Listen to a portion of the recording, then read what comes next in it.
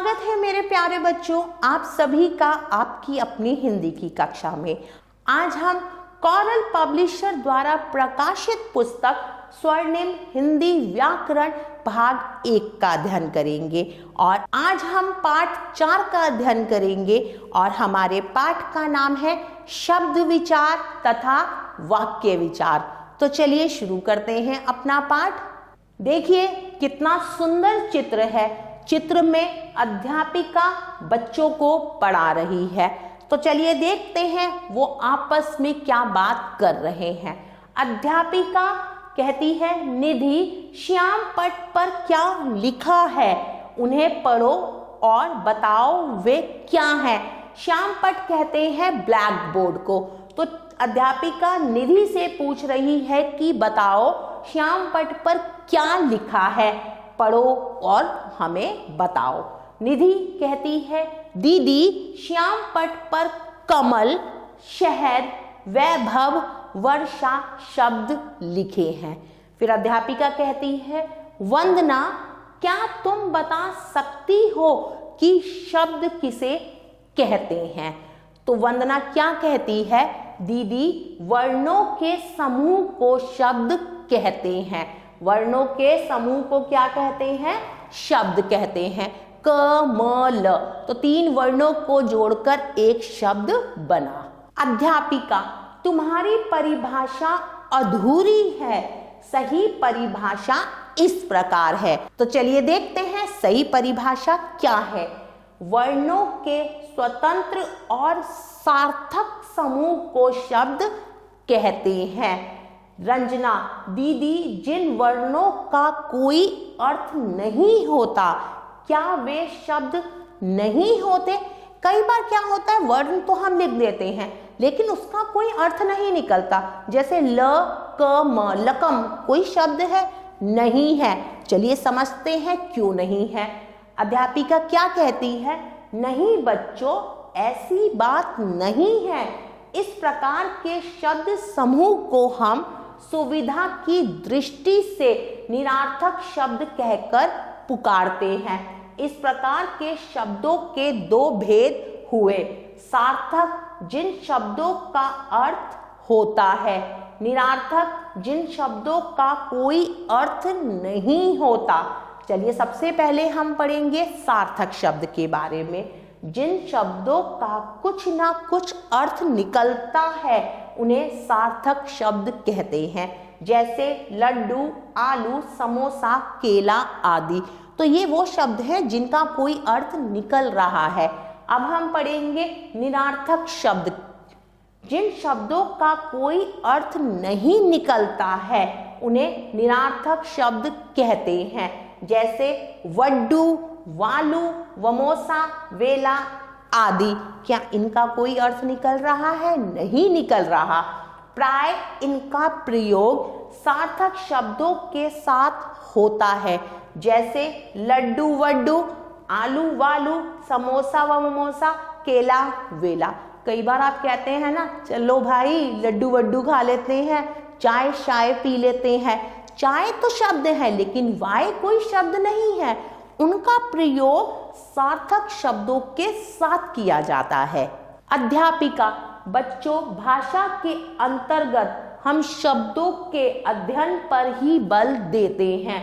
नीरजा नीचे के चित्र को देखकर बताओ कि सार्थक शब्द कितने प्रकार के होते हैं। तो देखिए चित्र बना हुआ है, पढ़ते हैं। संज्ञा, सर्वनाम, विशेषण, क्रिया, अव्यय। नीरजा दीदी सार्थक शब्द मुख्यतः 5 प्रकार के होते हैं। कितने प्रकार के होते हैं? 5 प्रकार के। अभी हमने पढ़ा ना, संज्ञा, सर्वनाम, क्रिया, विशेषण, अव्यय। क्रिया विशेषण को कहते हैं। अव्यय शब्द भी 4 प्रकार के होते हैं। अध्यापिका बच्चों शब्द के पहले 4 प्रकारों का वर्णन हम पुस्तक के इस भाग में करेंगे तथा अव्यय का अध्ययन हम पुस्तक के अगले भागों में करेंगे। राम पुस्तक पढ़ता है, गीता गाती है, ये बहुत से शब्द एक स्थान पर लिखे हैं। देखिए बहुत सारे शब्द एक स्थान पर लिखे हैं। रूबी तुम बताओ इस प्रकार के बहुत से शब्दों को एक स्थान पर लिखने को क्या कहते हैं।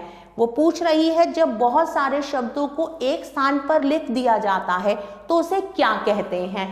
रूबी क्या कह रही है, दीदी शब्दों के इस प्रकार से एक स्थान पर लिखने को वाक्य कहते हैं। अध्यापिका, हाँ बच्चों, शब्दों के ऐसे समूह को ही वाक्य कहते हैं जिससे अर्थ का पूरा ज्ञान हो जाता है।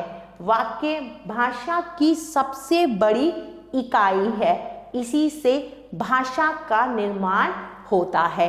वाक्य से किसका निर्माण होता है, भाषा का। दिए गए चित्र को ध्यान से देखिए। देखिए चित्र दिया गया है, बहुत ध्यान से देखना है। अब इन पंक्तियों को पढ़िए। अब कुछ पंक्तियां दी गई हैं, उन्हें पढ़ना है। नंबर 1, कुर्सी है राम पर बैठा। नंबर 2, है खाना रह वह खा। नंबर 3, पर मेज फल है रखे कुछ भी। अब इन पंक्तियों को पढ़िए। पहले हमने ऊपर दी हुई पंक्तियों को पढ़ा, अब हम नीचे दी हुई पंक्तियों को पढ़ेंगे। राम कुर्सी पर बैठा है, वह खाना खा रहा है, मेज पर कुछ फल भी रखे हैं। आप देख सकते हैं कि पहले वाली तीनों पंक्तियों और बाद वाली तीनों पंक्तियों के शब्द एक से हैं। ये शब्द और ये शब्द एक से हैं, लेकिन पहले वाली पंक्तियों को पढ़ने से कोई भाव स्पष्ट नहीं हो रहा तथा बाद वाली पंक्तियों में उन्हीं शब्दों को सही जगह पर रखने पर उनका अर्थ समझ में आने लगता है। इनका कोई अर्थ समझ में नहीं आ रहा, बाद वाली पंक्तियों को पढ़ने पर उनका अर्थ सही से समझ आ रहा है। जिन पंक्तियों का अर्थ आप समझ सकते हैं उन्हें वाक्य कहते हैं। वाक्य शब्दों का एक समूह होता है। इस प्रकार आपने जाना कि अभी हमने क्या जाना कि जब शब्दों के समूह को सही से लिखा जाए और समझ में आए उसे वाक्य कहते हैं। चलिए आगे देखते हैं हमने और क्या जाना। वाक्य सार्थक शब्दों के जिस समूह से अर्थ का पूरा ज्ञान होता है उसे वाक्य कहते हैं। राम कुर्सी पर बैठा है, वह खाना खा रहा है, मेज पर फल भी रखे हैं। ये तीनों वाक्य हैं। एक बात और, शब्द और पद। किसी शब्द का प्रयोग स्वतंत्र रूप से होता है, किंतु जब उसका प्रयोग किसी वाक्य में होता है तब वह शब्द पद कहलाते हैं। शब्द का प्रयोग स्वतंत्र रूप से होता है, लेकिन जब उसका प्रयोग वाक्य में कर दिया जाता है तो वह पद कहलाता है। उदाहरण, मान लीजिए एक शब्द है भारत। क्या शब्द है? भारत। इसका प्रयोग स्वतंत्र रूप से किया जा सकता है, किंतु भारत एक विशाल देश है। वाक्य में प्रयुक्त होने के कारण भारत शब्द को पद कहा जाएगा। भारत शब्द को जब वाक्य में प्रयोग कर दिया गया तो भारत शब्द क्या कहलाया जाएगा? पद कहलाया जाएगा। चलिए देखते हैं आपने क्या जाना। वर्णों अक्षरों के जिस समूह का कुछ अर्थ निकलता है उन्हें शब्द कहते हैं। शब्द दो प्रकार के होते हैं, सार्थक और निरार्थक। ऐसे शब्द जिनका कोई अर्थ निकलता है सार्थक शब्द कहलाते हैं। ऐसे शब्द जिनका कोई अर्थ नहीं निकलता निरार्थक शब्द कहलाते हैं। शब्दों के जिस समूह से अर्थ का पूरा ज्ञान होता है उसे वाक्य कहते हैं। प्यारे बच्चों, अब हम अभ्यास करेंगे। प्रश्न ख, शब्दों को सही क्रम में रखकर अर्थपूर्ण वाक्य बनाइए। अब शब्द हैं उन्हें सही क्रम में लिखकर वाक्य बनाना है। अध्यापिका है हमारी अच्छी, इसे हम सही से क्या लिखेंगे? हमारी अध्यापिका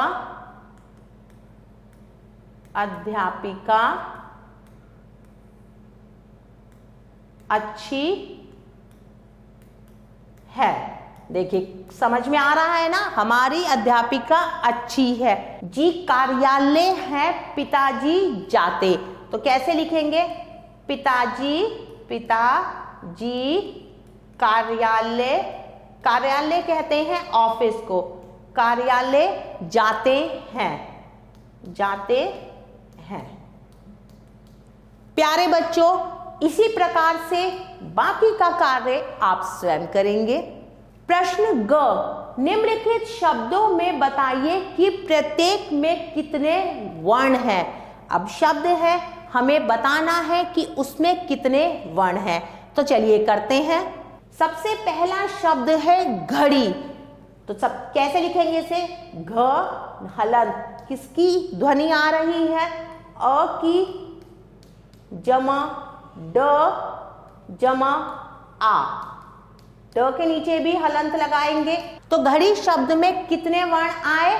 4, 1 2 3 4। आगे बढ़ते हैं। अशोक, अ हलंत जमा श, श के साथ ओ की मात्रा है। उसके बाद क्या है? क के नीचे हलंत। तो कितने वर्ण आए? 1 2 3 4।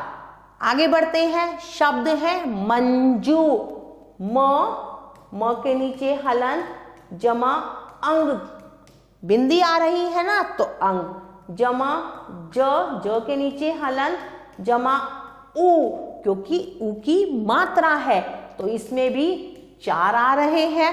प्यारे बच्चों, आगे का कार्य आप स्वयं करेंगे। प्रश्न घ, नीचे लिखे कथनों में सही कथन पर सही तथा गलत कथन पर गलत का चिन्ह लगाइए। अब नीचे कुछ कथन दिए हुए हैं, अगर वो सही है तो हम सही का निशान लगाएंगे, अगर वो गलत है तो हम गलत का निशान लगाएंगे। चलिए करते हैं। वर्णों के सार्थक समूह को शब्द कहते हैं, ये बिल्कुल सही है, हम सही का निशान लगाएंगे। बकरी सकरी भैंस वैस सार्थक शब्द है? नहीं, बकरी और भैंस सार्थक शब्द है, सकरी वैसे नहीं है सार्थक शब्द। नंबर 3, शब्द भाषा की सबसे छोटी इकाई है? नहीं। आगे बढ़ते हैं। वाक्यों से भाषा का निर्माण होता है, बिल्कुल सही बात है। आगे बढ़ते हैं। सही विकल्प चुनिए। अब हमें क्या करना है? प्रश्न पढ़ना है, उसके 4 विकल्प हैं, सही विकल्प को चुनना है। वर्णों के सार्थक समूह को क्या कहते हैं? वर्ण, वाक्य, शब्द, इनमें से कोई नहीं, तो सही विकल्प है शब्द। नंबर 2, जिन शब्दों के अर्थ नहीं होते उन्हें क्या कहते हैं? जिन शब्दों के कोई अर्थ नहीं होते उन्हें सार्थक वर्ण, सार्थक शब्द, निरार्थक शब्द या निरार्थक वर्ण कहते हैं। बताइए, सही विकल्प है निरार्थक शब्द। आगे बढ़ते हैं। नीचे दिए गए शब्दों में कौन सा शब्द निरार्थक है? तरबूज, वाय, चाय, पानी, तो सही विकल्प है वाय। बोलते हैं ना, चाय वाय ले लीजिए। आगे बढ़ते हैं। शब्दों के समूह को क्या कहते हैं? वाक्य, पाठ, शब्द या पद, तो सही विकल्प है वाक्य। प्यारे बच्चों, कैसा लगा आपको यह पाठ?